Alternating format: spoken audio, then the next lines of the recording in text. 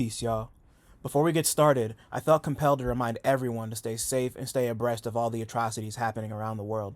The people of Palestine, Tigray, Congo, Sudan, Haiti, and countless other territories are currently fighting for their rights and their lives. And if you're choosing to take action, please take every precaution you can. Stay hydrated, stay in groups, cover your face, and please, more than anything, don't lose hope. I've been leaving links to organizations and resources at the bottom of every episode description for a good minute, so please go check those out for places to donate and to find ways to take action today. We're not free until all oppressed people in the States and abroad are free. Much love, stay strong, and stay dangerous.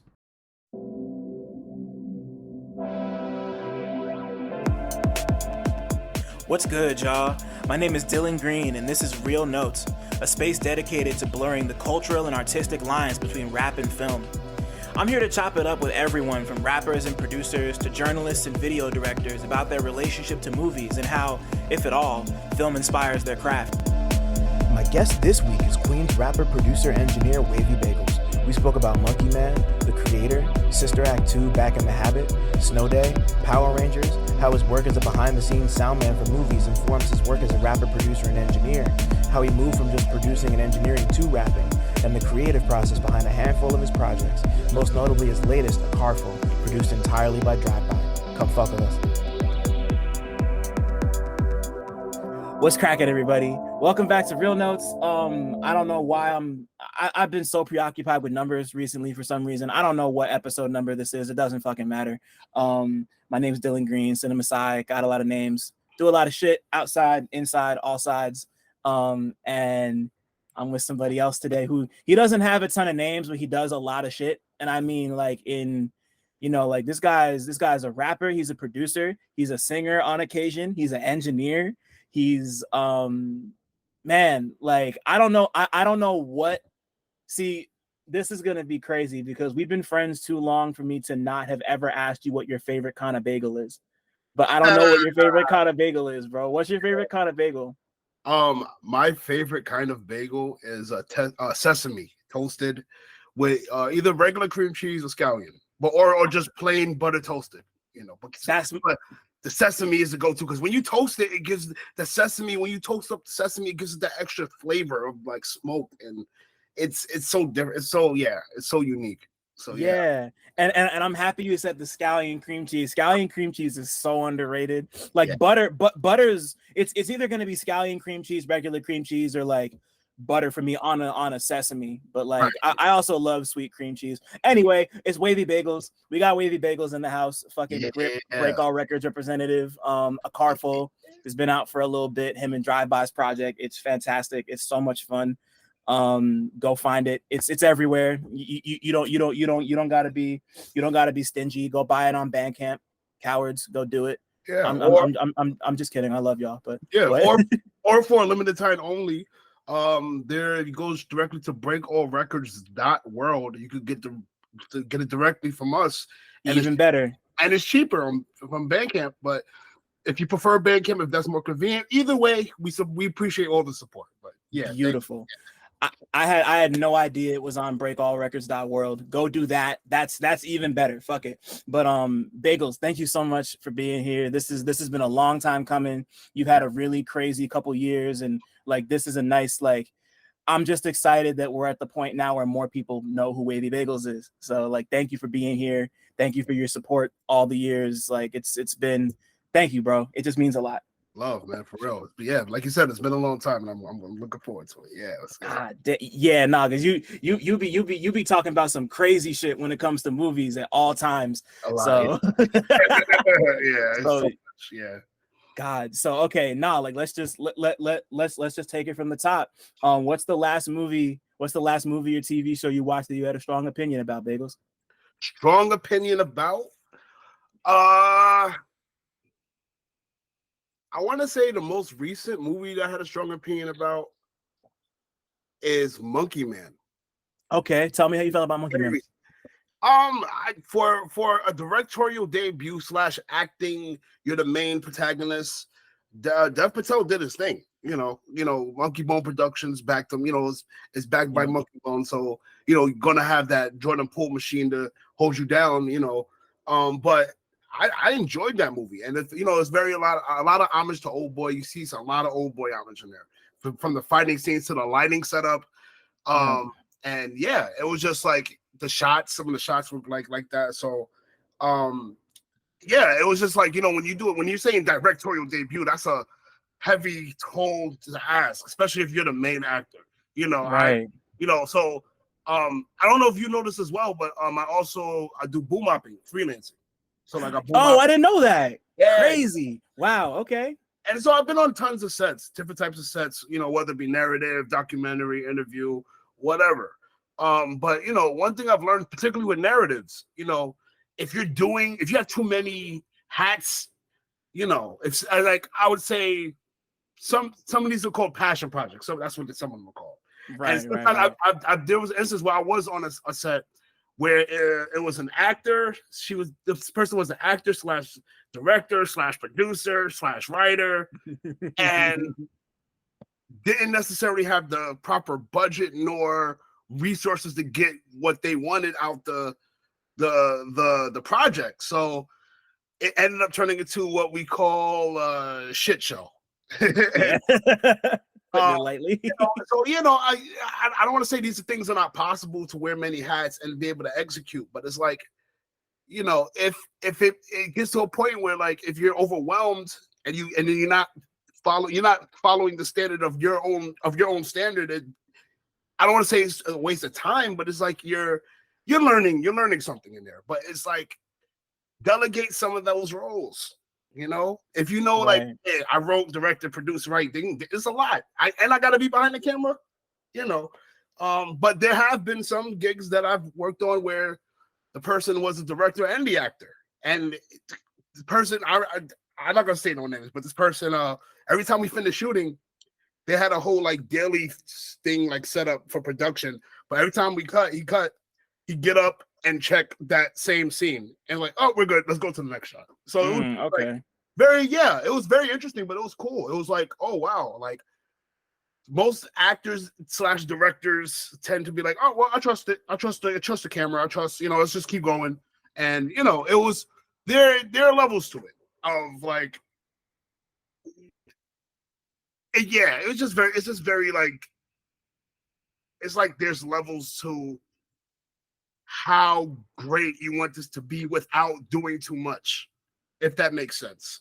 You know, it's just like you develop a team of people that to, you know, one person, you know, writes or like script supervises, so you're not worried about all these things, you know, and things like slip when you like have your eyes on everything. And I don't know, I'm getting off topic here, but it's Monkey Man was pretty interesting. Another one I seen, I forgot the name of it. It was with John David Washington, and he's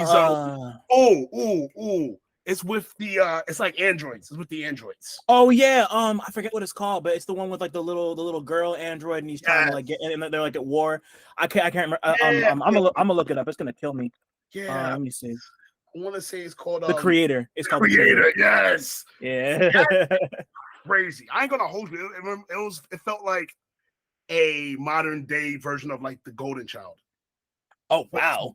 Dead ass. Like it's okay. One of those, it's in those realm of movies that where the main protagonist has to protect this like child prodigy because this child is gonna be the answer to humanity's salvation. Right. It was that kind of vibe. Like Terminator 2 was like that. Which is in my top 3. The Terminator series, like, I could go on for days about Terminator. Golden Child. There's so many movies that are like that. Was it Babel?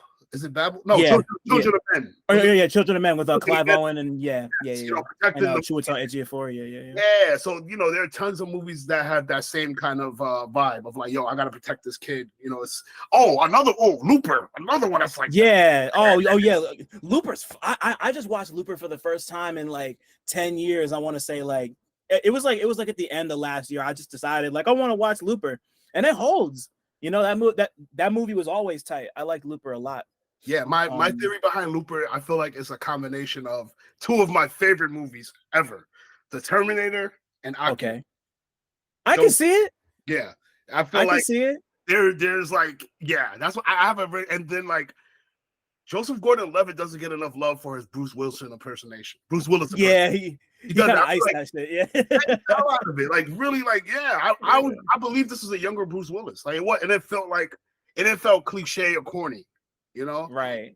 Yeah, no, because it's so easy to kind of go over the top with like the, you know, like, oh, I get to do an impersonation of like my favorite. It's crazy because before I make the point I wanted to make, like think like for the Golden Child to be the first thing you would compare the creator to, I was not expecting that to go in that, because like those movies, like outside of the protect the kid thing, they couldn't be more different Right. tone wise. Like the Eddie Murphy shit versus, it's just like a complete, so that just fucked me up and that made me smile. But you know, like there's like since we're gonna jump around, there's like, because like there's Joseph Gordon-Levitt doing Bruce Willis and Looper. There's Josh Brolin doing Tommy Lee Jones and Men in Black 3. Yes, And then I just saw for the first time in like a few years the you see those new Jumanji movies, the ones where they're like in a video game. So like Kevin Hart doing Danny Glover in the second Jumanji movie. Wow. Yeah. Which like he did a great, you know, like they all, you know, like all three of them did great jobs. And there was never a time where I was like, okay, you're doing too much to like try and appeal to people and like try like it can get to the point where it's just like, okay, I'd rather just like, it's less about the movie and you just want to do the impression just to do the impression, right, you know? Right. But it was definitely more Daniel Day-Lewis than Frank Caliendo for sure. Right, exactly. See, that's y'all don't know nothing about what he just said. That's crazy. But so I haven't seen actually no, I want before we get to the creator. So I saw Monkey Man when it came out. I liked it. I thought it was really good. You know, like as like a directorial debut, definitely like a good start type of thing. I was kind of weirded out that he's like, his character almost felt like I like wanted more of like him.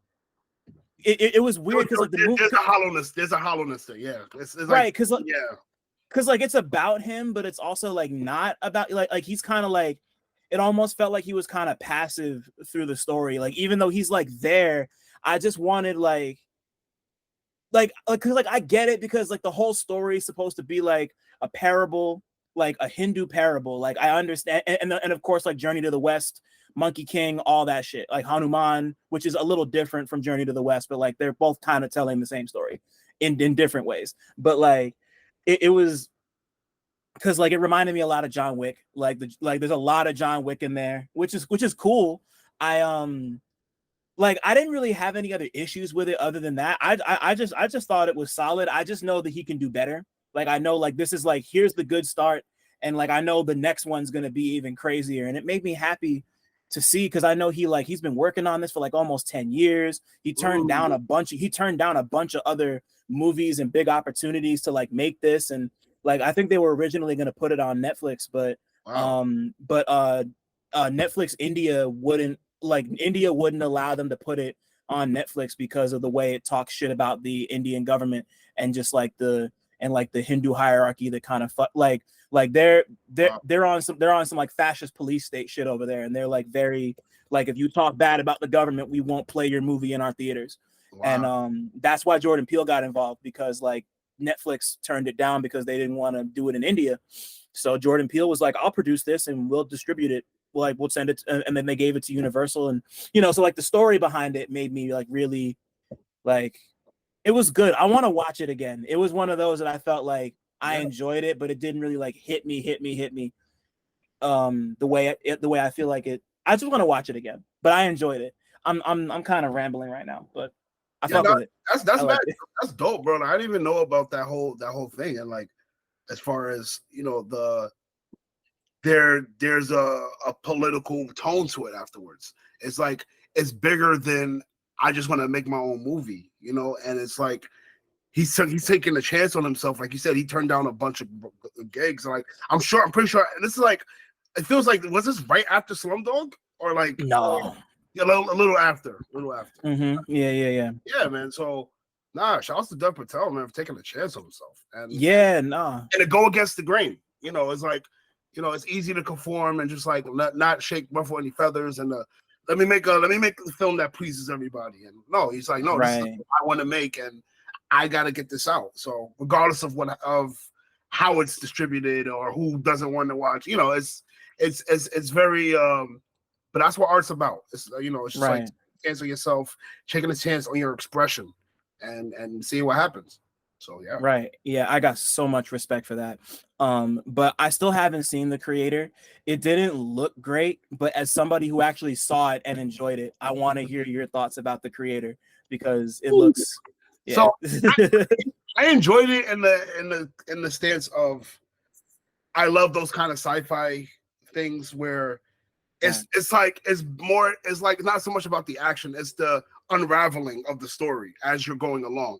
Like something happens in the beginning and it's not explained, and it's like, well, okay, well, where are we in this movie? And you start following the protagonist, and things are just slowly happening. It's like, wow, that happened years ago, was triggered the thing that happened in the beginning, but we still don't know why that person was. It's a lot, and so I was always a fan of mysteries as a kid. When I was a child, I read a lot of Encyclopedia Brown.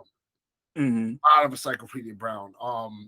And watched a lot of stuff like Clue, the movie when I was a kid, and Sherlock Holmes 2-minute mysteries. That was a fun book. But I was also a fan of Ghost Rider, the show. It was a show on PBS. I don't know. You remember Ghost Rider? Oh yeah, of course I remember Ghost Rider. Yeah. I'm like the theme song's playing in my head right now. Yeah. So I was always a fan of like the mystery genre. It was always a mystique there. It's like, oh wow, the story is unraveling before me. The story it has legs, it's moving, it's doing things, and that's what I felt with The Creator. And yeah, John David did his thing. You know what I mean? He wasn't overacting. I don't ever feel he's overacting, but like he did what he held it down. All the other acting was great. The child actor, I don't know their name, but like they solid role. Cool. And the effects were believable. It looked, nothing looked too out of the realm of reality and all that stuff. So like overall I enjoyed it. Cool. Beginning to end, it was cool. Yeah, cause the thing that grabbed me when I first saw the trailer was the effects and how the android heads look like. I feel like I've said this a bunch recently. It wasn't practical effects, I don't think, but like either way, I'm big on effects looking cool in general, but practical effects specifically. So like when stuff kind of looks real, it just like I'm just so fascinated by that shit, and like I love I'm always just big on like anthropomorphization. I hope I pronounced that right. And just like seeing how like things that aren't human are made to look human, whether that be like robots or animals or aliens or whatever. Like just seeing human beings kind of like turn everything into them is really fascinating to me. And like that's kind of what the whole movie's about, I think, based off of what I saw, just like the nature of like human versus machine, I'm also interested in that, but for some reason I watched the trailer and I was like, I don't need to see that right away, but I am interested. Right. Yeah. I also like that type of stuff. Yeah. Typically when I see something new out, I typically wait a week after it's released or so. Music, movie, film, because there is that week of everybody's going to consume this at once. Yeah, you want to let the hype die down. Yeah, that's very much my vibe. The Creator, good movie. Tight. That's beautiful. Yeah, no, like those are two really cool. Those are two dope examples. But before I start asking you these like early, I mean, like you already kind of dug into the next question I was going to ask, but we got to talk about you doing like boom mic operation as a freelancer. Like I had no I don't know how I never knew that, but like how did all that happen? Sure. So all that happened. The first things first, I started producing at when I was 18. So I started making beats when I was 18. That was the first. And then I went to community college. And I did a major in video arts. Took a physics of music class. And one of my friends, who's my one of my classmates who's my friend, my really great friend now, Brian Neris. We were in the same class, but then the next semester he left, didn't come back until I saw him like another semester later. And he came back in the TV production classroom, and he was helping out with I guess a segment in the class. And I was like, "Yo, bro, I haven't seen you in a minute. You know, what's good? You know, just catching up." And he's like, "Yeah, bro, I left school to do sound." And I was like, "Oh, word, yeah." And he's like, he pretty much put me onto the game. The booming and the laughing people up and traveling and all that stuff. And he got me my first gig. I want to say 2015. This is right after I graduated from college. Got you. Okay. So yeah, he got me my first gig. I was working with a bunch of like SVA students. And and we went up all the way upstate to Warwick, New York, and shot. I think it was like 4 days worth of stuff for like the thesis film that they were shooting. And this, so usually today I have my own gear, but back then I didn't start out with my own gear, so I had to rent out or borrow. Right. Those are tough times. That's just not cheap. Yeah, it's like, because I didn't have my own gear, I wasn't getting as frequently as jobs, getting jobs as frequently. Right. But then I got my own gear, and this is during COVID now, and so it's been like the past 4 or so years. Gigs have been coming way more frequently, and I've been thankful, that's been able to help pay my bills. I do a bunch of stuff. I've been on so many different things, documentaries, narratives, interview stuff, just whatever is needed from me. I did a comedy show a few months ago in Harlem. It was cool, like things like that, and like it was easily to translate to that because of the music. Right. I was at the same time I was learning how to engineer.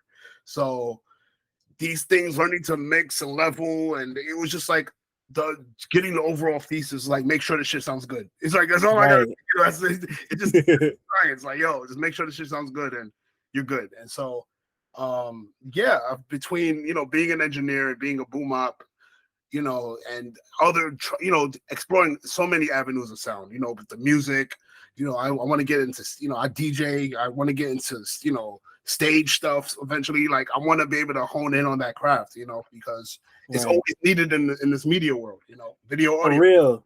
So. Like you're like whether it's like operating film stuff, TV stuff, or music, like you're helping people sound like not even just sound good, but like be audible, period. Like like there's nothing like the two most important aspects of like filmmaking are always the sound people and the editors, because like without them you wouldn't be able to see or hear shit.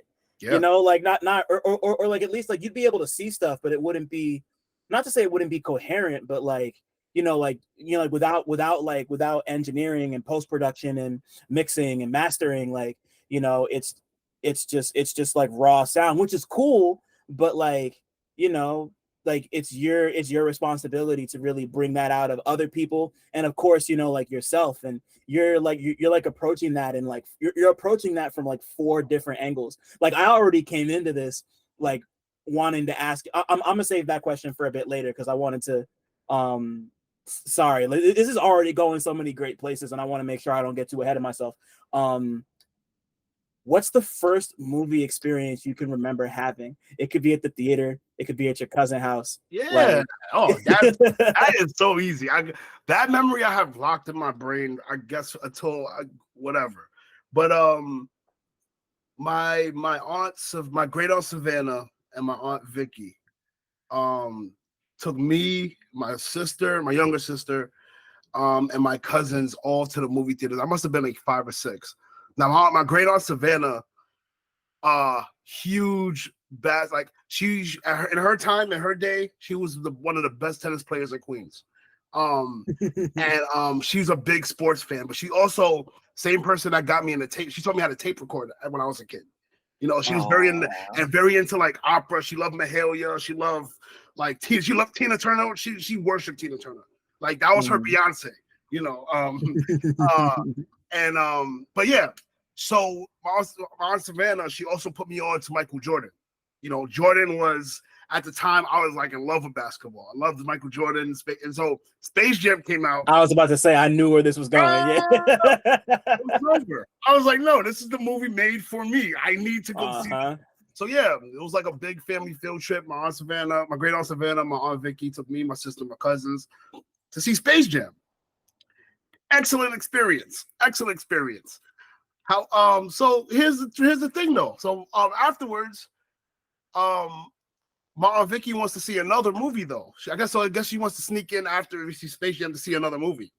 True. But the movie was Ransom with Mel Gibson. Wow. Wow.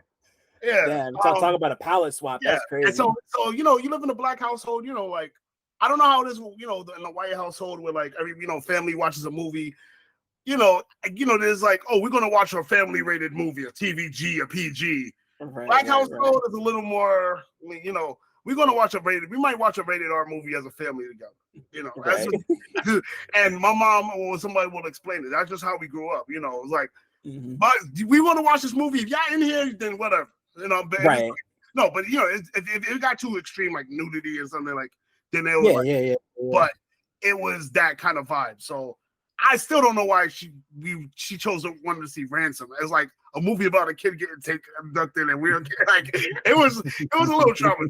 But I love my aunt Vicky. I love my great aunt Savannah. But yeah, that's like my earliest. You know, the popcorn. You know, you get the the other aesthetics, the popcorn smell. Yeah. And waiting online, getting the ticket, and the little arcade rides. You know, like those things are always going to be essential. But like that particular instance of like my family being there with me, and it's first time like hopping into another movie like that. I was a kid, like so that's my earliest memories of being in the movies.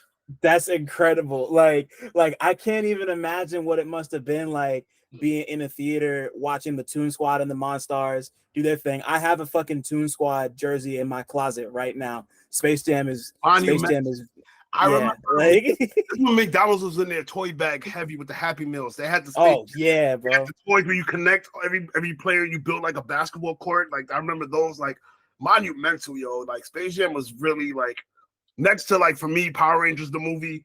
And I could talk all day about Power Rangers, you know, that was always my shit. So like, yeah, it's just very, very monumental. Yeah, I can't even imagine like watching the Toon Squad and the Monstars do their thing and then going to watch like a Mel Gibson like kidnap thriller. Like that's such a like, especially as a kid, you know, like not even having like just like having that be your first experience at the movies is pretty loose. I'm not gonna lie. Going from seeing Michael Jordan get transported to the Looney Tunes world and then going to see Mel Gibson go, if I'll put a ransom on whoever took my kid. It's a little shit. It's a little wild. It's a little wild. That's like that like I think what movie there was some Harrison Ford movie where he was like running around a place and like it wasn't The Fugitive. It was some other joint where he's like running places and like was grabbing people and being like, "Give me back my family." Somebody made a joke about it. I can't remember what movie it was. It wasn't The Fugitive. It wasn't Air Force One. It'll come back to me. But like just like stuff like that. I don't know why, but like that particular kind of thriller, just like it's stuck in my like. Yeah. You know, like I can't even remember the name, and it's still in there. Like it's just like a reference you could pull. Like he lost his memory or something. Yeah, maybe something like that. But before we move on to my next question, I want to talk a little bit about Power Rangers because somehow anything Sentai related never comes up on here. I didn't grow up the biggest fan of Power Rangers, but I've seen the original movie 80 billion times. Ivan Ooze is fucking crazy cool. I was a okay, so now I gotta ask, what's your favorite iteration? I know there's like 13 dozen iterations, but like what was your Power Rangers? What was the one you loved the most? My favorite iteration of Power Rangers would probably have to be, for the sake of the storyline, I have two. So for the storyline, Lost Galaxy. Okay. Lost Galaxy is good, pretty dope. It's like the continuity of how they, brought certain characters out and brought certain characters back in. Like they've done that before in the seasons, but the way they did it was pretty cool. And Ninja Storm actually. These are like cool. These are actually later versions. So like Ninja Storm was, because I like the storyline for that. It was very like and no, the Crimson and Navy. It was the Crimson and Navy Rangers. Those like the Beetle Rangers. It was like, what the heck is this? It's like it was a different formation, because usually Power Rangers is the typical. We got our 5, and then the 6 Rangers going to pull up in like episode 20. But this time it was like, no, we're going to give you 3 of the protagonists, 2, and we're going to give you 2 more Rangers in like 5 more episodes. But they're actually the bad guys, and we're probably going to turn them into good guys later. And there might be a 6th Ranger at the end. And it's like it was just a different. And then like also broke the norm of like. So a lot of people don't know this about Sentai. A lot of people don't know this about Power Rangers. Power Rangers was originally Super Sentai, and the Super Sentai was preceded 30 years before the original Mighty Morphin. So Haim Saban found the Japanese footage, the original Japanese footage, bought some of it, chopped it up, and turned it into what we now know as Power Rangers. So for those who don't know, if you knew, you're already cool in my book. Right. But yeah, what was the point I was trying to get to with the Ninja Storm stuff? Ninja Storm. So so the norm, one of the norms is so in Super Sentai, the original Mighty Morphin Power Rangers, the Yellow Ranger is a guy. If you notice that the Yellow Ranger doesn't have a skirt, and the Pink Ranger does, and it's because in the original the Yellow Ranger doesn't have a skirt. So in the original, Trini's the Yellow Ranger. Now rest in peace to Trini. And JDF, right, man. So I guess in Ninja Storm, the Yellow Ranger this time is a guy now, because he, and the Blue Ranger is a woman this time. So it's like it's like a lot of the stuff that you were used to as far as Power Rangers that you like. I grew up seeing, like, I'm used to the Blue Ranger being a guy, or I'm used to the Pink Ranger being a girl. It's just like, nah, it could be anybody now. Switch all that up, yeah. Oh, but I will say honorable mention for best theme song. It's not what you think. It's not Go-Go. It's not Go-Go. It's not Go-Go. The best Power Rangers theme song is Time Force. See, I'm happy you said that, because Time Force is my favorite Power Rangers show. But if I had to pick a favorite theme song, the most unique. Yeah, definitely the most unique. Like the Pink Ranger's the leader. Right. Yeah. See, okay, so Time Force came up for, like, I was talking to somebody, it might have been just like a conversation in real life, but like I've been meaning to go back and like watch a couple, because like my favorites were always Time Force, Lost Galaxy, and I think the most recent one I watched was Dino Force. I liked Dino Force a lot. And I mean, like, who doesn't like Mighty Morphin? Like, Mighty Morphin's not even worth saying, because it's like the one everyone knows. Like, Thunder? No, yeah, Dino Thunder. Yeah, Dino Thunder. But Tommy's Black Ranger. Right, exactly. Yeah.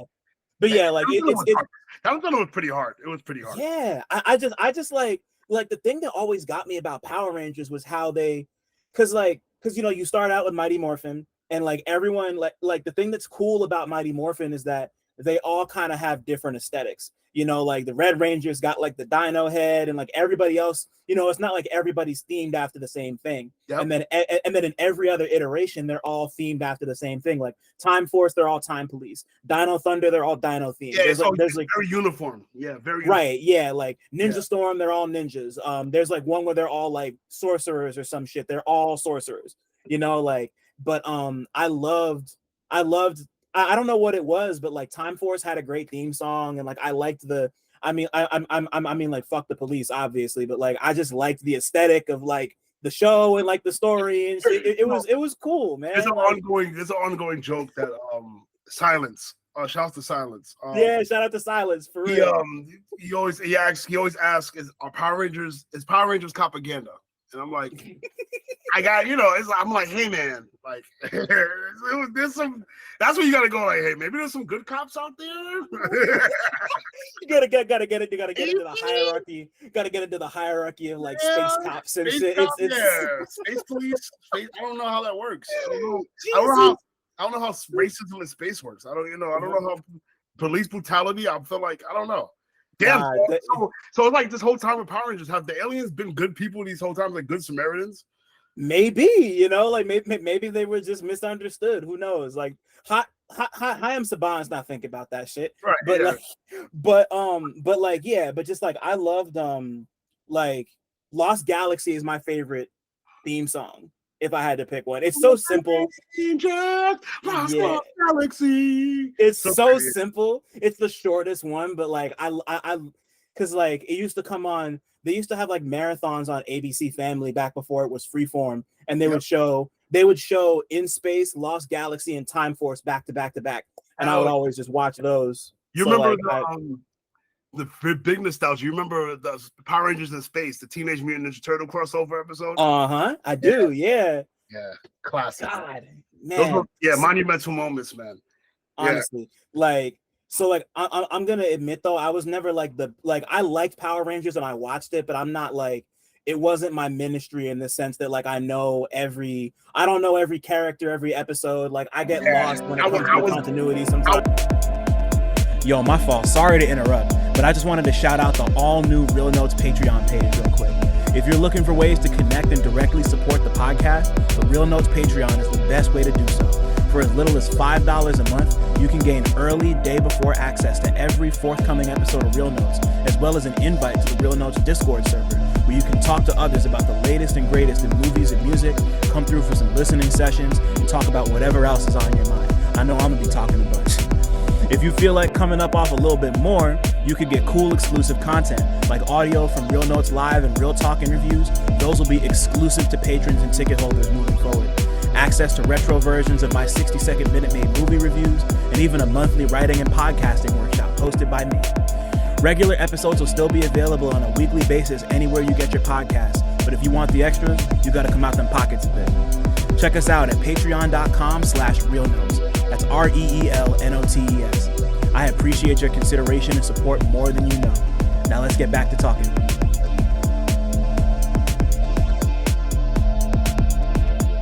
I was a burnout. My mom always used to call me Power Ranger burnout. I had the toys, I had the makeup. Hey man, I used to make my sister, we gotta play Power Rangers. Like as a kid, right?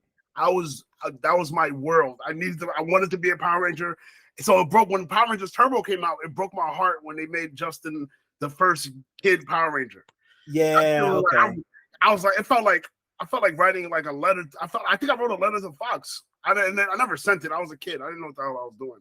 But like, yo, dear Fox, this is PS. I've been a Power Ranger fan forever. How can you let this kid be out? Like it was like that, like so funny and silly. Like you were projecting, son. You wanted to be the kid Power Ranger. I wanted to be the one. We all wanted to be a Power Ranger. Of course, yeah. Like, no, you're playing yourself if you say otherwise. Like, if you didn't want to be Goku or like Spider-Man, you wanted to be a fucking Power Ranger. Like, absolutely. Or Batman. Or Batman. Yeah, definitely. Shit. So like as you get older and you start to have more experiences and like flesh your taste and palate out and all that, like, can you remember the first movie you saw that kind of like connected with you in like a spiritual, emotional, artistic sense, like a capital M movie, something that's more than just like 90 minutes of entertainment, or it could just be like 90 minutes of the most profound entertainment you've ever, just like something that really stuck with you as like, this is a movie type shit. So, I'm going to reserve Akira for a moment because that, like I said, that's the creme de la creme for me.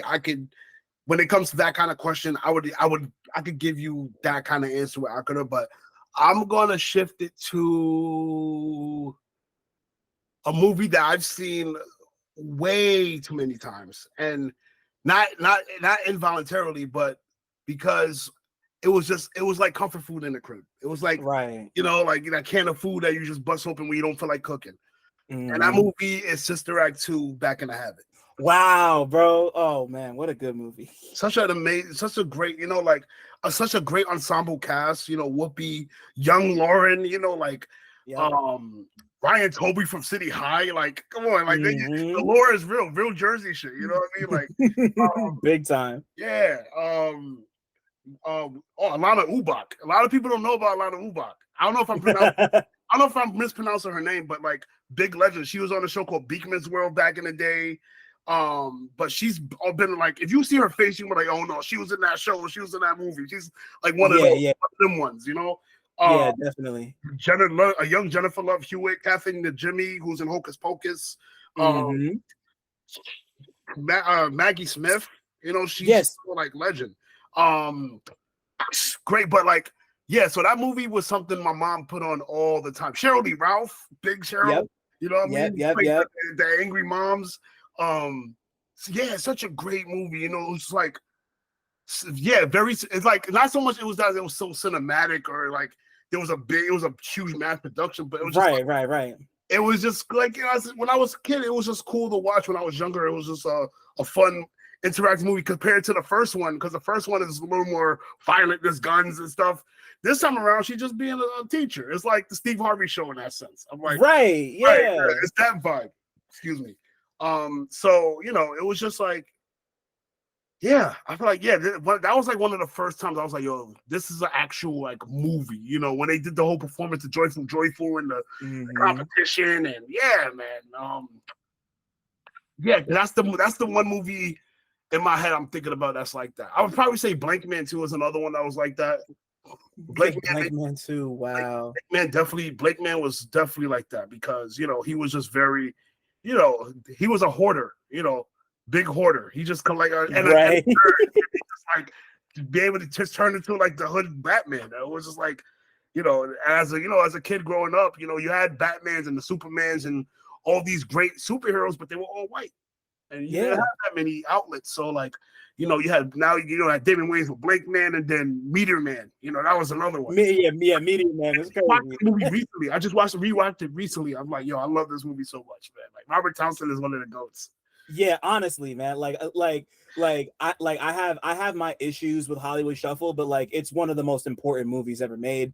The Black Acting School dream sequence is one of my favorite moments in any movie ever. I laugh like it's the first time every time I watch it. And before since we're on that type of tip, like this isn't like it isn't one of my like capital M movies, but like a movie that's kind of like that in terms of like Blank Man is like I love Bebe's Kids. It's one of my favorite movies ever. Another movie I just recently seen. Yo, shout out to the Hudlin brothers. You know, like legend. You know, like, and rest in peace, Robin Harris. It's like it's just so cool. Like the concept of creativity. That movie was stemmed off one little joke he made. Yeah, you know, and it was just like they turned like that's like one of my earliest like moments of like seeing a world be built, like world building. You know, like. Wow, man! Like, yeah, they turned the whole concept to a story. Unfortunately, he wasn't alive to see it. Yeah, because I think he might have passed like 6 months before it came out. Right. But it was, you know, they still executed. You know, that movie went platinum in my crib. You know what I mean? Yeah, like, honest. And like just in the crib in general, just like, you know, the black movies came first. Friday. Yeah, man. You know, I watched a lot of blaxploitation in the my mom watched a lot of Claudine, Sparkle, the original Sparkle, Blackula. We watched a lot of all that stuff. So like, yeah, those were first. And then, you know, my mom has one of my mom's favorite movies is My Blue Heaven. She's a big Steve Martin. She loves Steve Martin. And that was important too for me to see like both sides of like, you know, I love comedy. I love humor. Right. But for me, I forgot. I was watching recently the Club Shay Shay. He was interviewing Godfrey. And wow! Right, I forgot he did that. Yeah, great interview, by the way. I highly recommend it. But Godfrey talked about studying white comedians and what makes them laugh and what makes white people laugh, and not just like, you know, pleasing the black audience, and just try, you know, being diverse in the sense of just, and this is like studying humor, you know, culturally, you know, right. So, you know, like I said, the black movies like in the crib always came first. So like, yeah, I watched all the Fridays. I seen all the house parties. Like I got the hookup. Like if you don't, they're like those kind of movies, man. And but we had our like award riveting stuff. Like my mom's favorite. Like I go back to my mom because like she was like the first movie critic person I was like studying what she watched. Shawshank Redemption. She loved a lot of movies. Fried Green Tomatoes for some reason. Like those. Wow. Yeah. Fried Green Tomatoes is a classic, man. People don't talk about Fried Green Tomatoes, and if I saw that in school, like on some shit, like a teacher just showed us Fried Green Tomatoes on like a rainy day one day.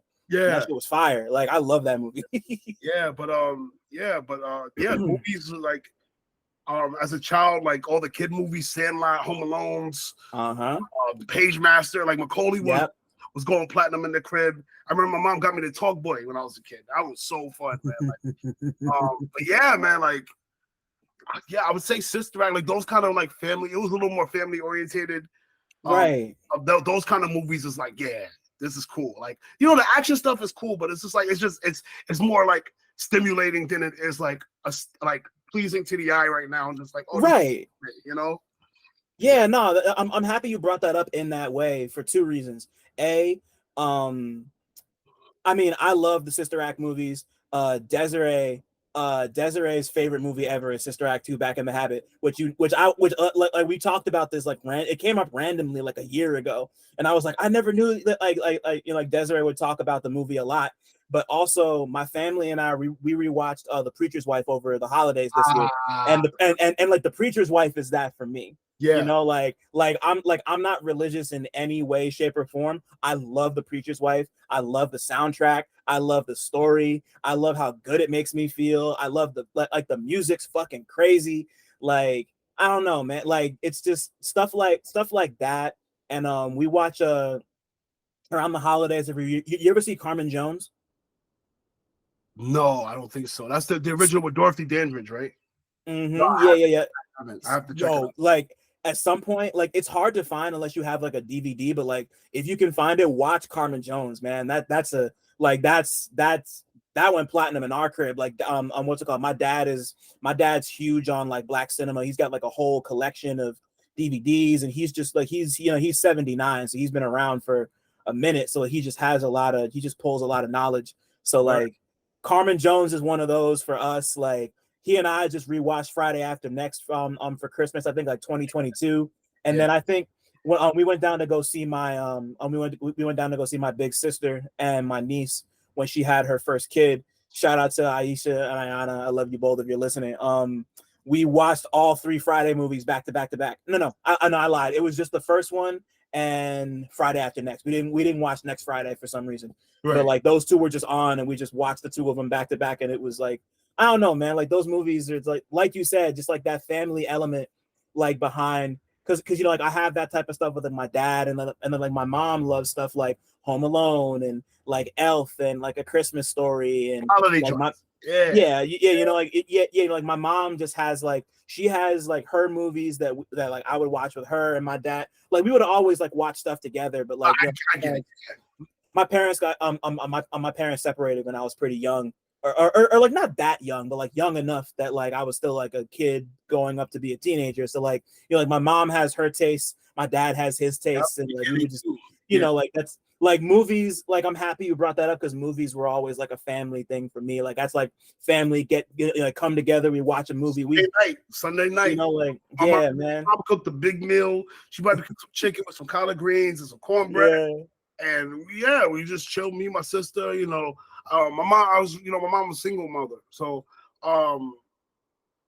sometimes I have my brother there. Me and my brother have different fathers, but that's still, you know, that's my family. Like, you know, but we same with me and my big sister. Me and my big sister have different mothers. Yeah. Word. So like, it's that when you ask like, what was the big M movie that was like, yo, this is a movie. It's those kind of movies that makes you gather the family around and sit and watch. Yeah. Like once you do that, you have a movie. It's just it's important because there's been so many movies you sit and like 5 minutes and this movie sucks. You know? But so like Sister Act was the movie because I saw it so much in the house. It was just on all the time. So man, like I don't want to dwell too long, but you got me thinking about like stuff that like. Cause like I went out, you know, like I was like outside as a kid, but I also like I spent a lot of my time watching TV and movies just because that's what I like to do. And like, you know, you have like the premium cable channels. Like there was one summer where I'm trying to think of, there was like back when like Stars and Showtime and like HBO and all those channels were like the things to like be watching or whatever. Like they would have a rotation of like 10 movies they would show like every 3-4 days for the whole summer. And like we'd record the shits, and it would be stuff like Undercover Brother was a really big one for me. That's one of my favorite movies ever. I've seen that shit 80 million times, bro. So like that, like Baby Boy was on TV a lot. I'm trying to remember, I'm blanking on like all the specific ones, but there was like a lot of different ones that I just like, like if Big Fat Liar was one of them with Frankie Muniz and Amanda Bynes and Paul Giamatti. I was just talking to Sun Mundi about that. Shout out to Sun Mundi and Clown Cat. I had them on a while ago. We were talking about Big Fat Liar and Max Keeble's big movie. That's just been coming up a lot lately. Like people have been like, I might run it up tonight actually, just for the fuck of it. That movie is so like, I love those kind of movies too, where it's just like, it's you against the world, like though you gotta take it head on and you accept the challenge and you rise to the occasion. Like, yeah, man, I love those kind of movies. And like, so the main character, I forgot his real name. I'm usually good with Alex D. Linz. So as a kid, watching movies, I was the kind of person that had to read the credits. I had to know who was what, who did what. That was just me. I just had to, like, it's like when I do music with the vinyl, I have to read the credits. Who played the horns? Who did piano? Who did the drums? But Alex D. Linz was in Home Alone 3, a very, very underrated movie. A lot of that movie gets I don't know why. Like, shouts to Macaulay Culkin. Like, he is the Michael Jordan of the Home Alone movies. I get it, but Alex D. Linz is LeBron. Oh wow, that's a take, bro. I gotta give it another chance. I saw it when it came out. I hated it. I was a kid. It might have been because of the Macaulay Culkin thing. Who knows? It just didn't do it for me. I don't know. So like for me, it's like, one, he's mad sick. He's like sick. I think he has like the chicken pox or something in the movie, and he has to go, instead of it being 2 burglars, it's 4. And it's just him in this little toy car that he mods, bro, like early. Like, he's just like early hacking, and like, yo, he was doing some highlights with the spy. He had to like attach the camera to he was wild. Macaulay was like very strategic and smart and knew how to set up death traps at a young age. This kid was on some like high tech. Hey man, like, I don't know. Just give it a second. Give it a second watch. Right. What you think, man? Like, because you said it, I'm gonna do it. That's like you sold me on a second rewatch. That's funny as hell. Yeah, before stacked against him, crazy. So before we move on to the music, there's one more I just remembered that it wasn't on TV, but it's a movie like that. You remember Snow Day? Yes. Come on, man. I have a line. Damn. So I performed this song with Silence. We haven't released it yet. It's called Honey Dip. Might have to release it soon. There's a line I say, her favorite movie was Snow Day. With Josh Peck. It's like, and I also have a Hoku line somewhere. On the track. The Jesse Jackson joint. Yeah. Just another dumb blonde. Yeah, another dumb blonde. That record was crazy. So yeah. Yo, I bought that Hoku album just to hear Another Dumb Blonde, because I heard that shit on Radio Disney, and I was like, because that came out around the same time, because it was on the movie soundtrack, obviously. Yes. But like, yo, because like, I don't know, man, like that Snow Day movie, it was special to me because it came out on my birthday, so I wanted to see it just because it came out on my birthday. But like, I think about it, I haven't seen it in like 20 years, easy. But I always think about it because there was like that one kid who had like, there were like different kinds of snowballs. Like, one was a regular one. They had one that was like filled with rocks. Like one that was like an ice ball that was like kind of sort of covered in snow. Variations. And, like, variations. Like it had that Home Alone quality to it, where it's like a bunch of kids like using like a day to fight back against like stupid adults or whatever. Like on some like real like, and it was like around the time when they Nickelodeon had just started making movies. Like the Rugrats movie had been out for a couple years, and like I think Snow Day might have been maybe like the 3rd or 4th like big Nickelodeon movie at the time. So like, so my first memory was Snow Day. Back in Queens, where I grew up, there was a Blockbuster on Francis Lewis and Hollis Avenue. That was like the go-to Blockbuster in the hood. But I want to say around the time Snow Day, like 2000, 2001, Blockbusters were shutting down all over the place. And so this one was no exception. So what my older brother did, and him and his boys did, because they was tossing out, they was like just going completely out of business. So they would just toss whatever leftover shit they had. And they had a bunch of like leftover video, like VC cassettes, CDs, video games. So what my brother and his friends did, they just took a bike, they all biked to the Blockbuster with some bags and just like stocked up. And I remember coming home from school and my room was filled up with nothing but just stocked up cassettes and CDs, and Snow Day was one of those movies. So I got to watch it with that. So yeah, Snow Day was another one of those movies that are like in that realm of Max Keyboard and the Home Alones and Damn. Yeah. So now, either later tonight or this weekend, I gotta see if Snow Day is on like Paramount Plus or something. It might be time to do that one up. That's crazy. Yeah, I'm starting to feel like that's what 22 years now. Yeah, and we're getting in that realm of just like revisiting that kind of nostalgia and that time of like the early 2000s stuff.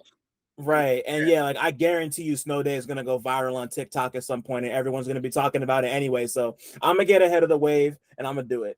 But god damn. So let's do the same thing with music. When did music become capital M music for you? Like not even in terms of like making it, but just like you being fascinated by it and like it becoming more than just like a thing in the background, if it was ever even that for you. Right. I'd say like when I was a kid, family reunions, the barbecues, music blasting. I remember back on Farmers Boulevard in Queens.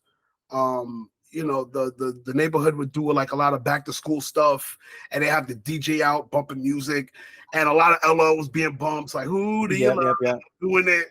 Bad boy stuff back in the day. So like,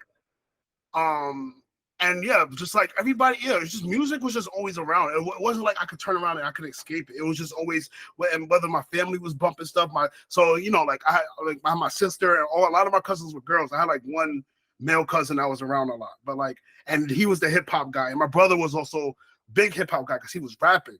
I was like, I want to say maybe I could like narrow it down to maybe like one song of like where it was like, wow, it was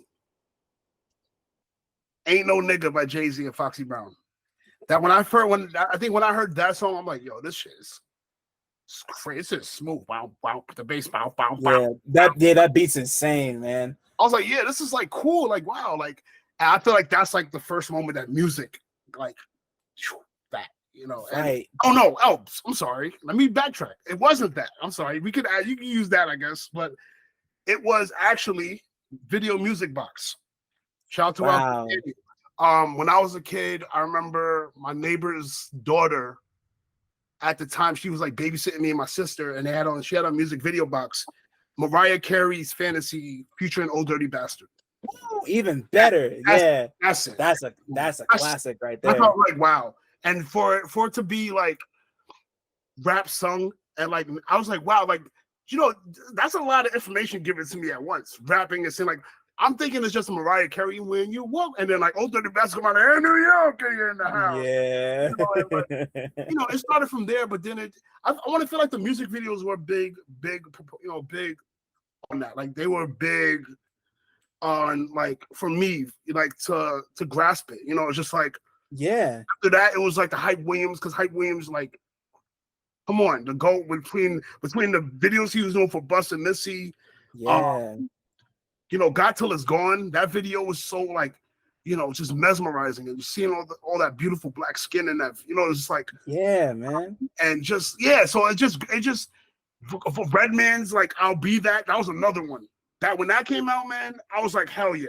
You could be funny too. I didn't know that. Like, man. I was like, so it was just a gradual evolution of, I would say, the music videos for sure, man. Like I could like say that, I listened to some stuff here and there, and that was when but like honestly, it was definitely the music videos because I had to see it as well.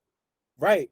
Yeah, no, I was like, you're preaching to the choir right now, son. Like that was like, I never got the chance to watch Video Music Box. Like I've seen episodes now, but like I didn't have access to it back when I was growing up. But like, just you would find stuff on like 106 in Park, and like BET had this like music video thing that was more or less like MTV Jams is now. I think it was called I think it might have been called BET now, But Yep. you know, just like all the different Hype Williams videos, like all the Busta stuff, all the Missy stuff. I'm trying to think of what like what my favorite Hype Williams video would be. Like there's too much. Like I would probably have to say, "Give Me Some More," Busta. Like that's my favorite one. You know, like I Extinction Level Event is my favorite Busta Rhymes album, and it's ironically, a crazy album. No Dilla production. Ironically, Right? You know, like and yeah, like they go together so well, you know. But like, man, like this, it's just like the videos really did help me a lot. I mean, like I was just listening to music anyway, but like the videos really did help to like, you know, like I appreciated Jeezy and Akon's Soul Survivor more because of the video. I appreciated Destiny's Child's Cater to You more because of the video. I appreciated trying to think of fucking Bobby Valentino and Wayne's Tell Me. Yeah. Like I and Ludacris, and of course like every Ludacris video ever made. But in particular, the Pippin' All Over the World video. That was my favorite music video for like 2 years straight. Like I would like if it came on, I was watching it. Like it didn't matter what I was doing, bro. Right. Like, yeah, classics, man. And like that, those moments of like that was like around the time I was going to high school. So like the 2004, 2005, 6. Right. Yeah, man, those music videos are cool. That's when Hype Williams was doing the like he had like 2 frames, one above, one below, and it would be a whole nother image between the and in between like a letterbox. And he had the actual video. He did a few like he did it for like So Sick, Neo, the Check on their video, Beyonce. He's done it a few times. Yeah, man, it was just like the music videos were very important, very important. God, what an icon! Like before we move on, like if anybody here listening doesn't know, I wrote a book recently, but one of the articles I referenced in the book is a whole dedication to Hype Williams. Like I wrote a whole piece about it for DJ Booth like 6-7 years ago. Like because it was around the time that the Dr. Bird's video came out for Griselda, because he had been gone for so long, and I was like, I'm just gonna make a dedication to Hype Williams. And like go, like if you don't read the book, go watch some Hype Williams videos today. Like please, like go like fucking make your life better, please. Yeah, Queen's legend. Queen's like legend, sure, man. God, like it's I can't, like I could talk for hours about Hype Williams, but like you had mentioned this before, like with kind of getting into like how you got into music and how you started with producing and all of that. Like when did you know that music was going to become more than just a hobby for you? Like when did you know that it was time to like make it and be it? Because like, and also you said your brother was a rapper too, which I didn't know either. So like yeah. So my brother was a rapper, but he also had friends that were rapping, and one of them ended up being my mentor. To engineer. They taught me how to engineer. Shouts to Morocco. Shouts to Green Studio. Let's go. Yeah. So I want to say I started making beats like around 2008. And at that time I was just making beats. I was having fun. I was learning it. I saw a Just Blaze video. Jersey legend. Yeah, nobody knows it, but he's a Jersey legend. I saw a Just Blaze video, and he was making, this is like early, like 2007-ish. He was making beats. And the camera person asked him, like, what are you using? I'm like, yo, I'm using Fruity Loops. And I was like, oh, word. I had a computer at the time, but I didn't have the money to get the program. So yeah, come on. I want to say it must have like stumbled and fell on my computer, because I somehow miraculously got on my computer, and from there I just started experimenting. And so I was trash for like 3 years. And for like 2011, I started like, okay, no, I'm good. I'm actually good now, and that's when I started. This is when I wasn't Wavy Bagels yet. I was under the moniker Razor Sharp, and Razor Sharp. That's a whole nother lore. That was my wrestling name, because I used to wrestle. But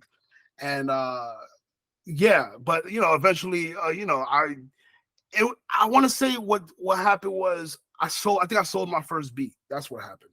I sold my first beat, and then like simultaneously, like I want to say a few months later, I started getting more comfortable as an engineer. I got paid for my first session. So these things were happening. I'm like, okay, I guess I'm doing this. This is what's putting money in my pocket right now. So I'm gonna keep pursuing this. And I want to say like around 2011, a very important year for me. Yeah, I mean, like, because like I know you as somebody who does everything. Like you rap, you produce, you sing, you engineer, you know, like you really are like a one-stop shop. And on top of that, you like boom mic and operate like behind the scenes on movie, you know, like you so like you have such like a panoramic view of how this shit comes together, you know, like in a way, like more than most. So, you know, like like typically when I have a rapper producer on here, I always ask, like, does the way you produce influence the way you rap and vice versa? But I'm gonna ask you, like, do all of those, does all of that experience and all of that knowledge, like, does the way you engineer influence the way you rap?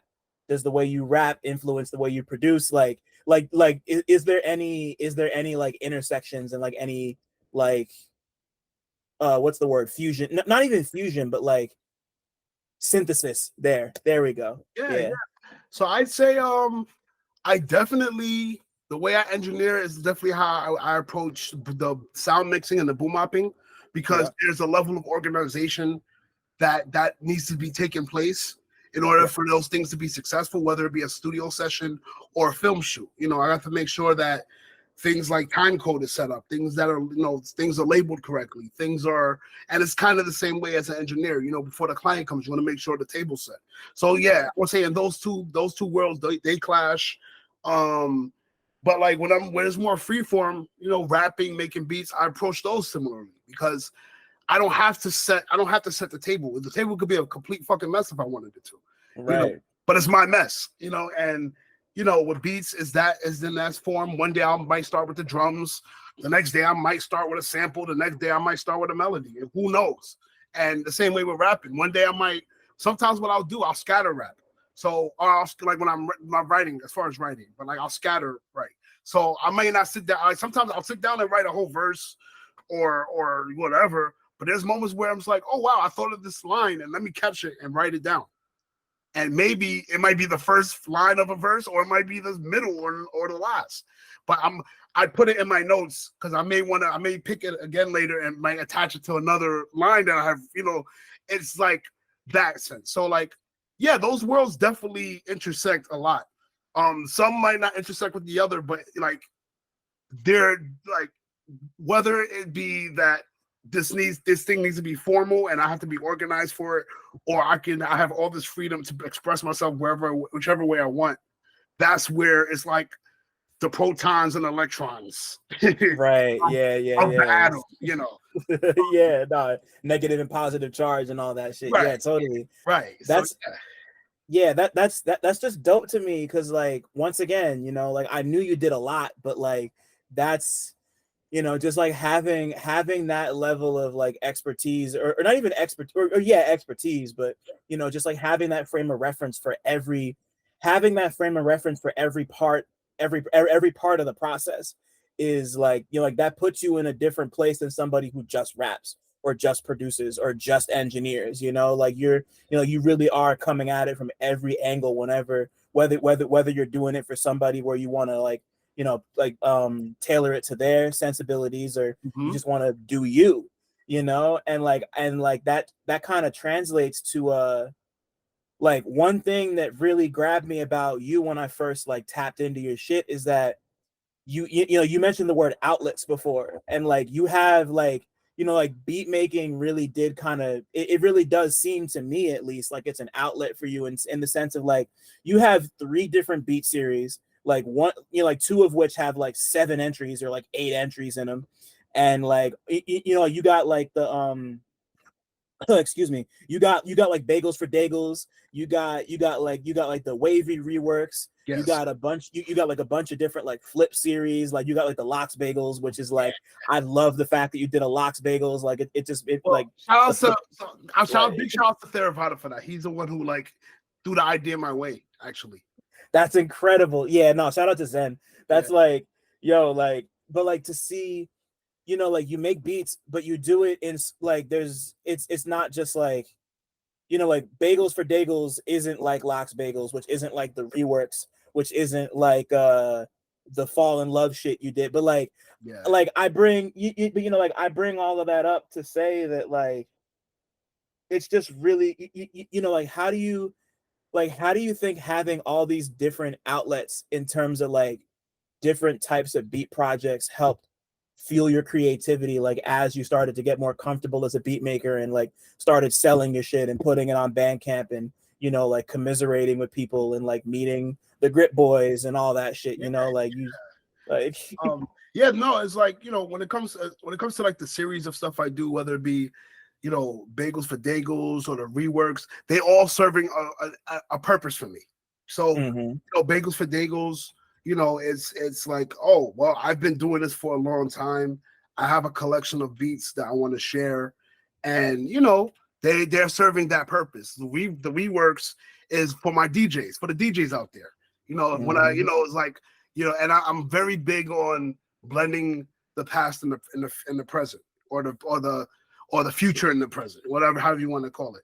But it's like, so when it comes to the reworks, you know, I'm very aware of when what I'm blending. So I'll take a new record, strip the vocals from it, and then I'll take an old record and take the beat from that and blend those. Or, you know, I'll do things like that, you know, and you know, if people are paying attention closely, like some of the songs that are how I title them and how I present some of these beats, there's a theme, you know, submergence and like, you know, infused bagels, like you said, those are like a little one-off stuff. Like, you know, it's just for me, I guess when I started doing all these tapes, it was just, you know, I was talking about this the other day. So like how a producer packages their product.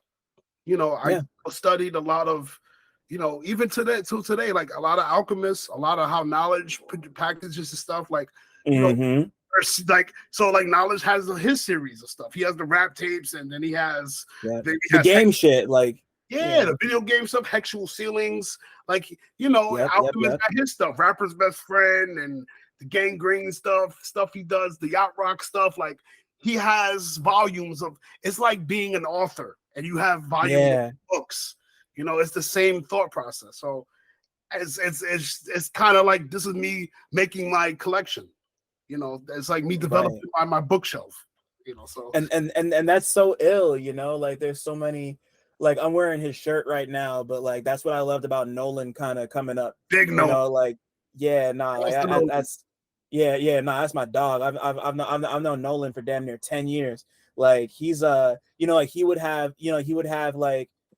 his flip tapes, he would have his like rap shit, he would have like there were just like different iterations, and then of course, you know, he kind of like he's transitioned into something a little different, and you know, he's, you know, it's just like the constant tinkering and like the constant like pushing yourself.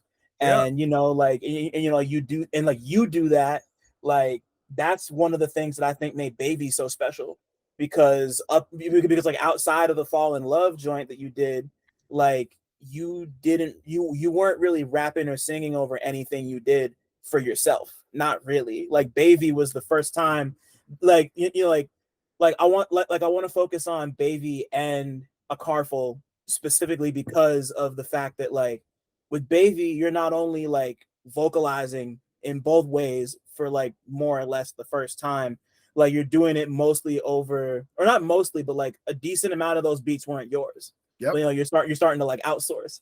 And then with A Carfull, you're rapping entirely over other people's beats. You know, like it's like you're kind of taking that next step. But before we get to Carfull, you know, because Baby was such a big step for you, like walk me through why was Baby the right time for you to kind of step in front of the mic and do your thing? Like, you know, like of course, like you put out Slice, and Slice does what it does, and like that's not like hearing that live, the amount of times I have, like I love that song. It makes me feel really nice and warm inside. So like with that project, like with that project, like like why was Baby the time for you to take that step and, you know, being on the mic and shit?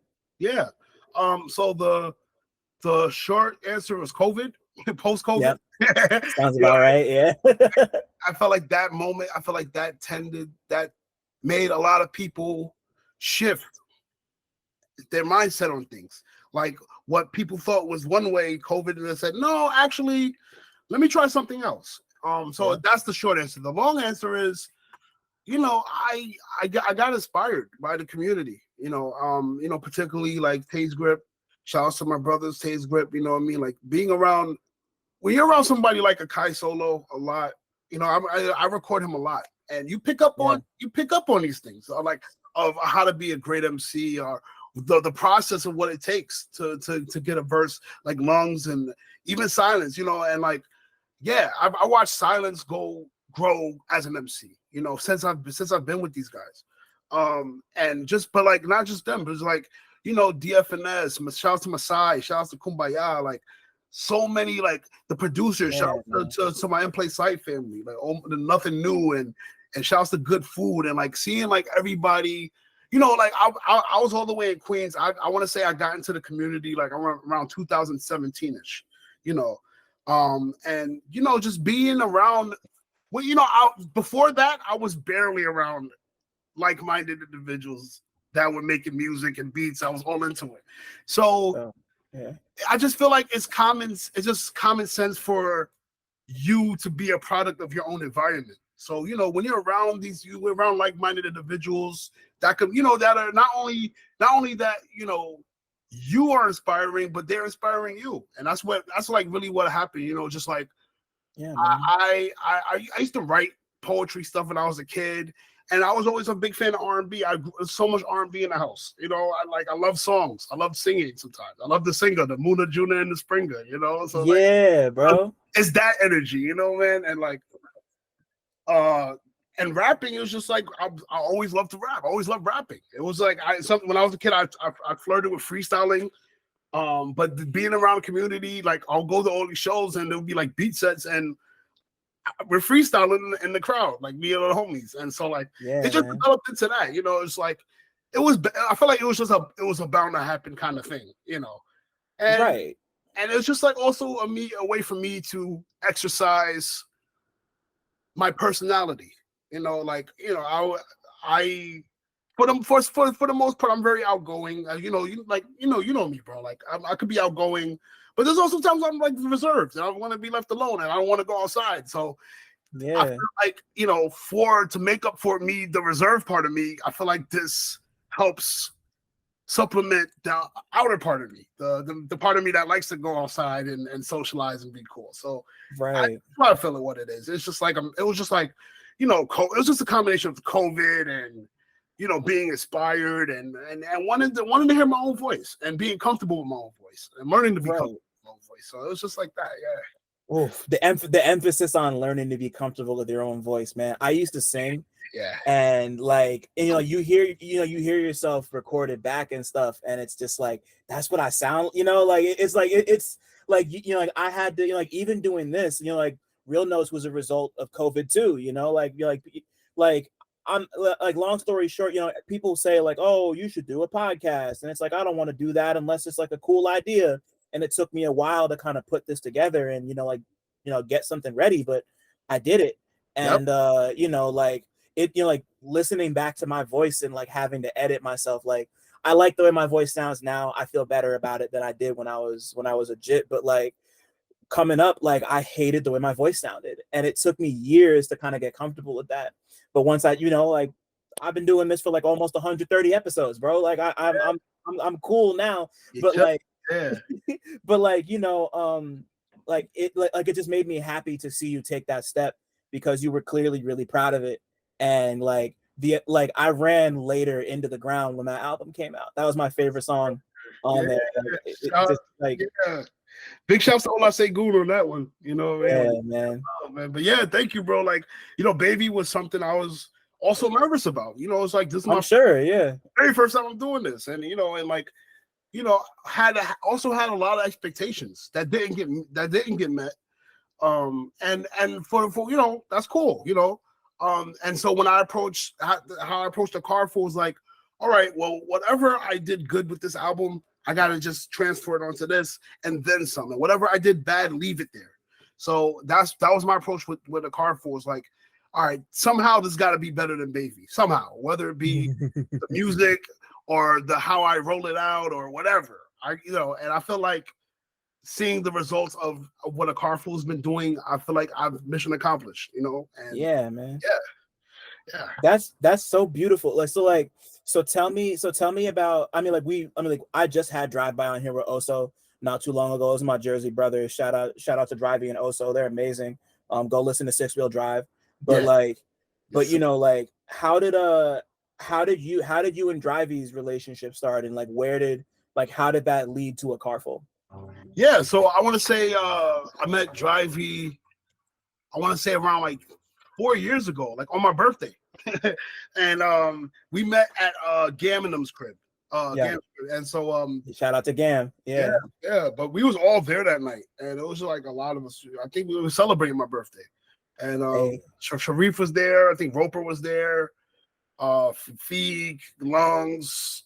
There's a lot of us there, and we was just chilling, like, and I remember being like really high as shit. I remember like this is when Drive-By was smoking at the time. He doesn't smoke weed anymore.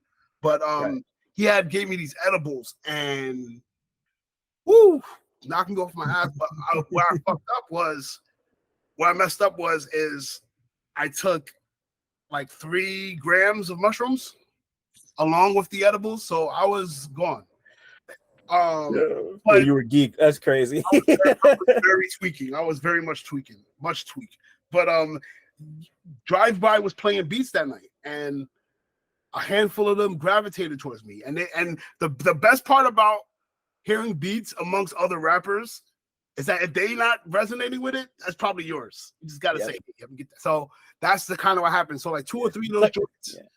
I was like, yeah, give me those. Let me get that. Yeah. And those joints ended up being French Bagels, Struggle Meal, and I wanted to say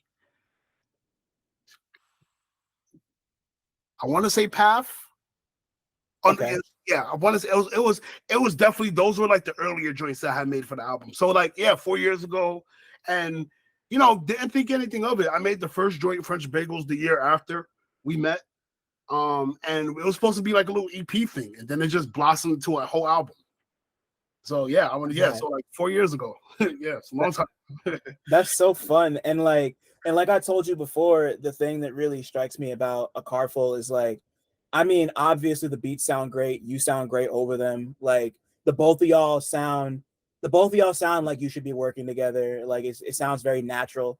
But like this project is so fun. It's so fun and loose, and just like, it really does feel like it feels like a warm hug, like in the sense that like listening to it, I don't like to do comparisons super often, but it really reminded me of like a Biz Markie album, or like a Prince Paul album. Like it kind of like has that, like it's like really playful, and like it doesn't take itself too seriously. Like you're singing on here. There's a fucking Kermit the Frog skit a quarter of the way through.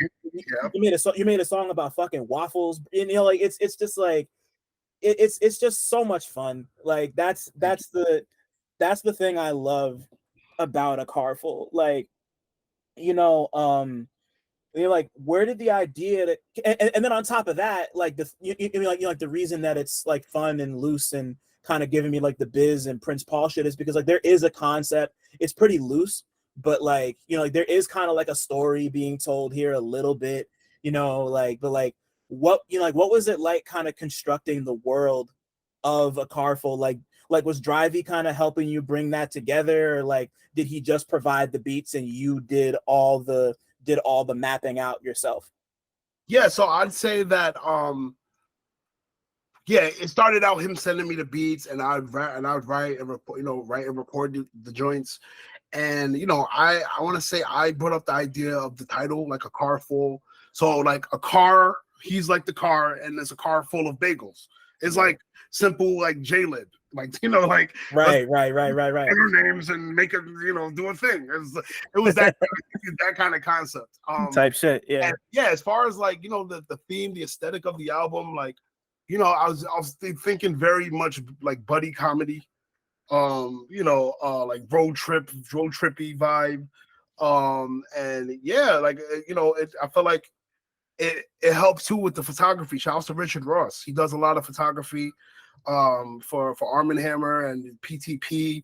And yeah, he linked up with us in Jersey to an undisclosed location that I will not share because And but no, he really got it gave us an extra element to like add on to this theme that we were building, because like you said, it's loosely there's a story ish there, but it's just mainly a theme. It's just mainly like, okay, this is in a pot. This is just all stirring up in a pot. And yeah, I want to say like it turned out. Sometimes when you make a project, you go into a project, you have these expectations, and it turns out to be something completely different. That's not what happened with this project. I want to say for the most part, it's definitely came out as how we expected it. But there's certain things that you can't measure, like I said, when we dropped the teaser for San Juan and the reception that it got, like I didn't expect that, you know, and for it to, the reception now, these things you can't. I didn't. Yeah, I'm just so grateful, you know, like this project has been everything we've so far have been for the most part expected, and yeah, it feels good. Yeah, nah, bro, you got people in Tokyo listening to your shit. Like that's different. It's love, you know, like that's love, you know, like real love. Yeah. You know, like and like there's two. I mean, you already mentioned San Juan. That was gonna be one of the ones I was gonna ask about, but like there's two others I wanted to touch on real quick. Like I wanted to touch on Struggle Meal, because Struggle Meal is very like that's where the biz thing came in for me. I was like, oh, this is like you know, like this is like he be making this, you know, like this is like some what's the album? Why am I blanking on it? It'll come back to me. But like I thought about like that one was very just like very like eating cereal out the bowl like Saturday morning. Like I love Struggle Meal because of that. And then Path, you know, you mentioned Path, and like to have, you know, just like those two songs almost kind of like typify why this project is as like smooth and fun as it is. Cause like, you know, like Path, of course, is like that's like a 6-person posse cut. You know, like you got you got Oso, you got Feek, you got Lungs, you got Slim Carey, you know, my homegirl Bar. Shout out to Bar, shout out to Slim Carey. You know, so like real quick, like talk to me, and then like the thing I told this to Sharif when I saw him last. I think we saw him, the two of us in 89, the Brainchild. Shout out to 89. We saw Alien a couple weeks ago, but like I love Sharif's verse on Struggle Meal because it's like his least surreal verse ever. Like you really got him to kind of, I don't want to say make a normal verse, but like Sharif kind of is just like off in space all the time. And like you brought him down to earth in a way that I've never heard him rap before. So like talk to me about Struggle Meal and like how that song came together, because I love that song is great. Yeah, no, Struggle Meal is definitely you know, an homage to my mom, to how, you know, how I was raised, how, you know, what food meant to me growing up, you know, like I think about all that I got is you by Ghostface, you know, that song right there, like that's I remember hearing that song as a teenager and crying because it felt like he was telling my life story as a kid, growing up as a kid, you know, and like that's what Struggle Meal is for me, you know. And shouts to Sharif, man. I like had to get him on there. Like, so glad you brought up Biz Markie, because you know, like there's a certain space in hip hop that's I call it comedy hop. Like it's rap and hip hop. Is that both worlds are like in this space that's taking the giant umbrella. So like the Biz Markies, the Fat Boys, Kid and Play, like a lot of those playful rap. Redman's in that. Like Redman for me is like he's absolutely MC he will kill, like, you know, but like How to Roll a Blunt's one of the funniest songs I've ever heard in my life. I love that song. You know, especially when him and Meth get together, they're comedy, big buddy comedy. So it was that I was definitely like, that's definitely trying to like call a response to that. But Struggle Meal was like, you know, it's like, it was that quintessential, like, yo, this is my upbringing, retrospective. This is it. And like, so having Sharif on there, like, I felt like he approached it the same way he approached Fly Pelican with YL. You know, like, you know, like I can see Sharif is the gargoyle, you know, like he's looking down and he's looking down to see what's the hottest project that he's gonna drop on us. And sometimes like when it comes to like these kind of joints, like collaborative efforts, it's very like cool of him to step back sometimes, because like I feel like a lot of artists will step in and like, yo, this is my world now. I'm gonna. He's not intrusive in that sense. He steps back and takes a look at the landscape and see how he can add on to it. And I feel like that's how he approaches everything he does. So mad love to Sharif. You know what I mean? Like he helped make that song. You know what I mean? It wouldn't be what it is without him. So and just like the both of y'all like talking about shit, just like really just put me in the like when I first heard Struggle Meal, I wanted to go into my kitchen and make myself some fucking sugar cinnamon butter toast. Yo, like fairy like that was like some like fairy bread type shit. I was like, I'm yo, like you really had me thinking about like, you know, like you just had me thinking about like all the stuff that wasn't necessarily the best food I was eating, that like my mom and dad would just be like, oh yeah, this is like a quick thing you can throw together, like a peanut butter sandwich. Gotta make fucking like, you know, like that was my childhood, man. You know, like, you know, my mom, you know, it wasn't easy. It wasn't easy. You know, it wasn't. I'm not gonna front, but like, you know, she made it work. You know, like she did the best she could with what she had and what she could get, and you know, I'm thankful for it. It was not, like you said, the food wasn't always the best or the most nutritious, but we had to eat. We couldn't starve. Right. So like, yeah, of course. She mama made a way for us. You know, I say that in the end a lot. You know, in the song. It's shouts to moms. Shouts to all the moms out there. Honestly, nah, man, like just like super people. You already know. And then like talk to me about Path and like how that came together and how you like when did you know this was gonna be like a beat that you needed for the people to hop, or how many people? Oso, Bar, Lungs, 3 other people. Yeah, well, 3 other people. Silence is on there as well. Oh yeah, right. How could I forget Silence? I'm sorry, bro. So it's the 5 of y'all. Yeah. So yeah, honestly, when I first heard it, I knew it was gonna be the Posse Cut joint. I was like, this is gonna be it. I was like, I heard the beat. I'm like, yeah, this beat is like, compared to the other ones, is very like much different. But yeah, that joint, man, is like, that joint for me is what the album is about. You know, it's like the connection between the New York and New Jersey artists. You know, primarily like us and Grip, shouts to In Plain Sight, but also like Sharif, Roper, Driveby, you know, like everybody out there. You know, shouts to Freddie Stone, shouts to Pootie, shouts to every, like, you know, I think I mentioned Roper. I mentioned Roper again, 89. Kohai. Yeah, good food. Like, shouts to everybody. You know what I mean? And like that, I feel like this album is like one of those stories that's being told in like about the community. Like, there was a moment where everybody. This is a moment in time. You know, like they're working together. Everybody's in cohesion. You know, this is like, and Path does that. And like it's like when I go out to see them, I have to take the Path train. You know, yeah. So it's like that was the perfect song. I was like, that was the perfect title for that song, and it was like it felt like Path. Like, oh, I got somewhere to be. I gotta go. I gotta do something. So like that song is very holds strong significance. I would say that song is like a capital on the album. You know, like like this is the connectivity. This is where it starts. You know, definitely. You know, like listening to it.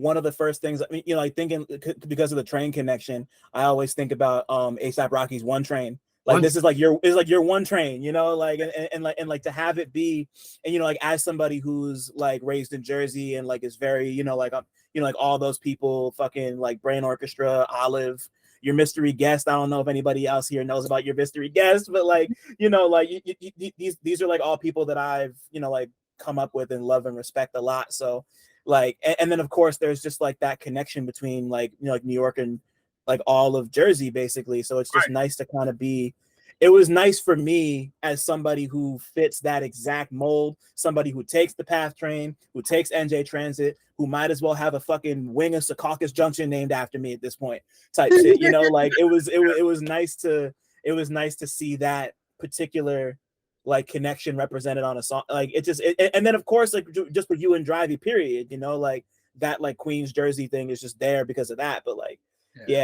this is you know, like it's a special project for me because of that, because like I see, you know, like I know exactly where you're coming from when it comes to a lot of it. So I just love the way it turned out, and I'm happy Like before we formally wrap this up, we've already talked about it a bit, but like talk to me. I'm so curious about the response you've gotten for this, and like how, like what else you've seen, and like how else you've seen it. I know it's only been out for like a couple weeks at this point, but like how else has this kind of grown legs and started to walk in ways that have touched you? So I definitely get a lot of requests for my uncle's wings a lot now. Because See, I was thinking that earlier. That's so crazy. And I gotta tell everybody, like, yo, I stand by it, shout out to my uncle. But like, yeah, no, like I said, the reception has been so great. I want to say that it's gotten in this such short amount of time has gotten way more reception than Baby for me, in my opinion. That's just like comparing both my babies. Like, I'm not having favoritism, but of course, yeah, he's doing good right now, But yeah, man, like between the reviews, the interviews, shouts to Ronnie Size. He got us a little piece in the Wired, this edition of the Wired magazine. Like, I appreciate all of you guys, and yeah, me and Driveby, like we're speaking of legs, giving this project more legs. We're working on merchandise as we speak. Good we got shit. some good things in the works. We're actually gonna go CD as opposed to cassette. Because yeah, the CD, a lot of cars still have CD players in them still. So yeah. we try to appease to the car drivers out there. Yeah, bro, you got it. Because I know Drive-By is also just a big car guy. Period. Yeah. Like that's kind of his whole thing. And yeah, like I think it's great that you want to feed that specific market, because like CDs are dope. I don't know, like you don't always. Like you can't see it, but I got a bunch of vinyl over here. Like I love records. We all love records, but like you can only have so many records, like you can definitely have more CDs than you have records. And like I don't know. It's like I always look out for like special things. Like when somebody when somebody has like a towel with their logo on it, or like like we all love hats, but like I'm thinking like lighters, towels, stickers, fucking like knick-knack stuff. Yeah, man. Yeah, like stuff that like you'll just have it. Like one of my favorites, I got it next to me. Woods and them put out when they put out Church, the Messiah music album, they had like a church rolling tray and church rolling papers. Like I got like a bunch of those just because like they just give them out sometimes. Shout out to Rich Jones, yo. Shout out to fucking Rich Jones. That's my man. Yo, Sorry, bro, I have to say that. Bro, he had dropped the project called Smoke Detector, and he had the special smoke. I think you had it. You had hold it. You're the one. Yeah, you're the one. I'm the one who gave it to you. Yeah. Right. Yeah. So yeah, man. Yeah, he had the knit smoke detector pouch. It was like, it's like thinking outside the box. Nobody else is doing that, and like, yeah, bro. Those things are what's needed. Like not so much always the cookie cutter, like hats and shirts. Like those are always going to be needed too. But who's making a pouch that looks like a smoke detector? Nobody's doing right. Yeah, nah. Like who's like who's putting their likeness on a lighter? Right. Like who's see, now I'm trying to think of like the most unique merch I've ever seen. There's a lot of examples. I'm sure one will pop up before we wrap this up. But yeah, I'm just excited to see what y'all got coming in that regard. That's gonna be fun, because like this is like once again just like like I mean like it's kind of ridiculous, but like I would take like a fucking Carfull waffle maker, like or like some shit like that. Like you make like 5 of those or some shit. I don't know. Right.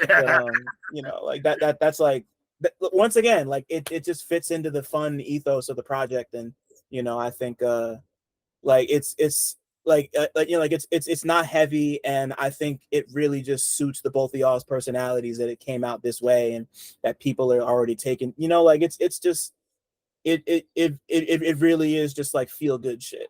And I appreciate people who like, I think, like I personally think it's a little brave to make like feel good things, because people want to feel like they're like saying things that matter and are important. But like sometimes we have to take a step back and remember that like feeling good about food you like to eat is important.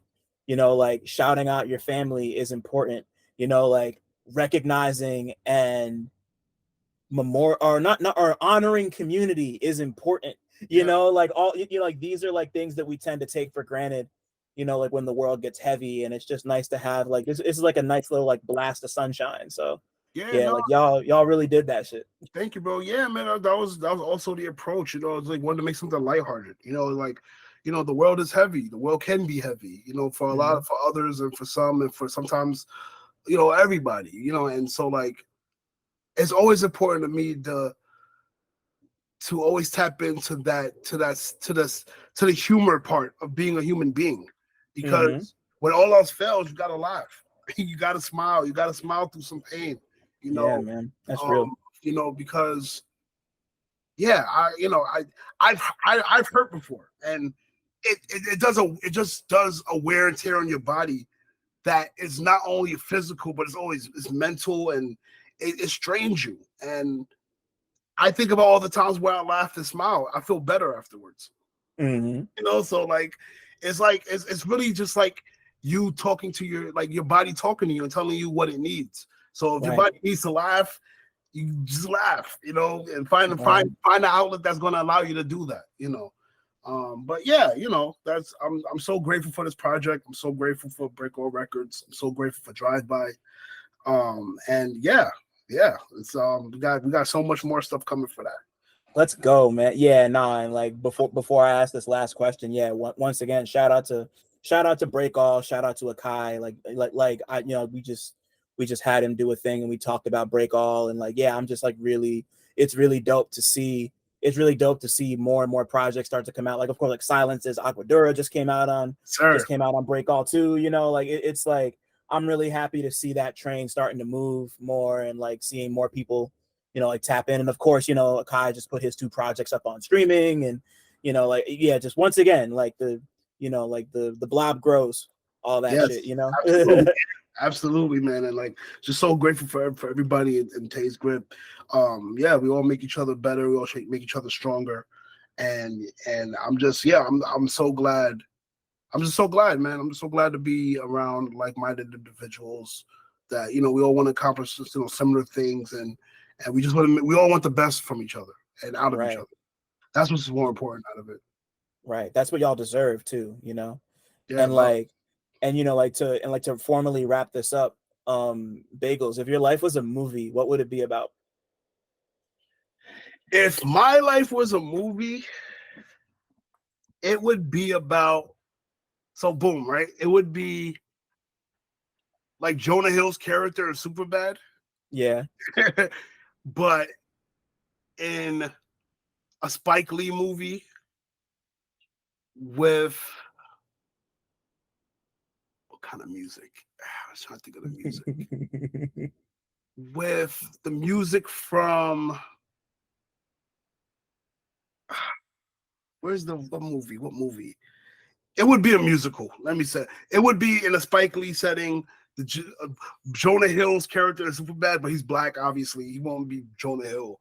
I don't want Jonah Hill play me. And it'll probably be a musical. It'll probably be in a musical in the form of like, I'm trying to think of a go like. Probably Dreamgirls. Probably Dream or Little Shop of Horrors. Little Shop of Horrors. Okay, yeah, nah, like, Shop of Horrors. yeah, Little Shop of Horrors. That would, like, see, now you got me thinking about what a Spike Lee directed Little Shop of Horrors done in the vein of like School Days would look like. And I don't know if the world's ready for that, but I appreciate you putting that energy out there, because we might need that. Yeah, we definitely might need that. Definitely. That's the next project right there. So bro. Actually, I'm actually going to share an idea with you that somebody might take and make billions of dollars off of. Please. Matter of fact, let's share this off screen. Let's share this off camera. Got you. Okay. Yeah. Nah. I don't think everybody's ready for this one. That's fine. Damn. Well, bro, like before we cut off, like, thank you. Like this was amazing. This was crazy. Like we went so many directions, and I learned a ton more about you that I didn't know before. And I don't know, like just thank you, like, for everything, and just for being here. Yeah, bro. No, thank you again for having me. Like you said, this was long overdue. I was like, dang, when is Dylan ever gonna hit me up for real notes? And like, yeah, that's love, bro. Like, I'm so proud of you, man. Like, congratulations on the book. Congratulations on. You said 130 something and more episodes, man. Like, you're gonna keep this going, man. And like, Yeah, bro. Like you're shining, bro. You're not biased on guests. You'll take from like the most independent artist to somebody who's in the game like deep, and they're humbling themselves to you to just share their memories about film and television. What more can you want, man? It's beautiful. Yeah, like it means the world, bro. I'm just happy people. I'm just happy people give me the time of day. You know, I'm just happy to be here. I worked hard for it, but I'm happy to be here. You know, I'm just like I'm probably gonna go make a pizza and fucking watch Snow Day. So I'm pretty excited about that now. Thanks for listening. Shout out to y'all for making it this far. And shout out to all the Black people listening too, because y'all really impeccable. Don't forget to like, subscribe, and tell a friend to come through next time. 1.